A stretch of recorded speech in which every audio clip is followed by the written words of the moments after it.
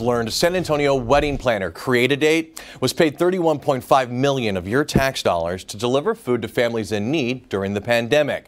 But the full number of food boxes promised was not delivered.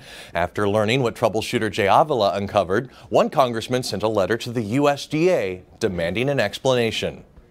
Congressman Lloyd Doggett wants to know why Create-A-Date was paid 80% of the value of the contract when it didn't deliver 80% in terms of number of food boxes. In fact, Create-A-Date only delivered 2/3 of the boxes called for in the contract. Some carrots. The full amount of the Farmers to Families contract was $39 million if 750,000 food boxes were delivered to food banks and nonprofits. Documents we obtained from the USDA show Create-A-Date delivered about 500,000 boxes.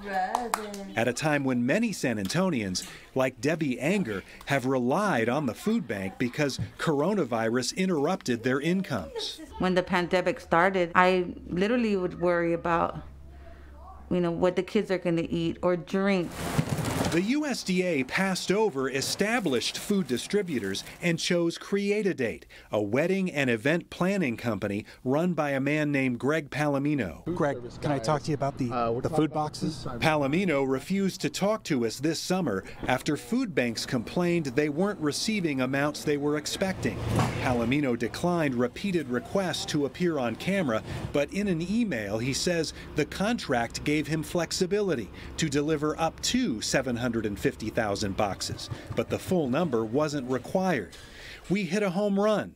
This was an up to award. No matter what we achieved, we were 100% of goal. Congressman Lloyd Doggett disagrees. In May, he called for Create-A-Date's contract to be canceled. When we told Doggett how much Create-A-Date was eventually paid, he sent this letter to the USDA. You've been able to get some information we've not even been able to get in Congress from an unresponsive bureaucracy.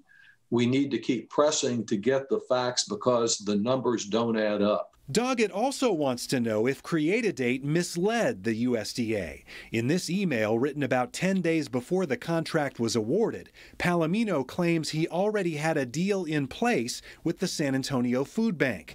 I showed the email to Food Bank CEO Eric Cooper. Back on April 30th, Create-A-Date says we have an agreement in place with the food bank. Was that true?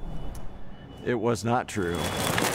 We were unaware of his interest in the contract and didn't know until after the contract was awarded. Palomino told us via email the word agreement is very open and can be taken out of context very easily unless it's clearly stated what kind of agreement is being discussed. A congressional subcommittee has been investigating the deals with several Farmers to Families contractors, including Create-A-Date. I'm News 4 troubleshooter Jay Avila.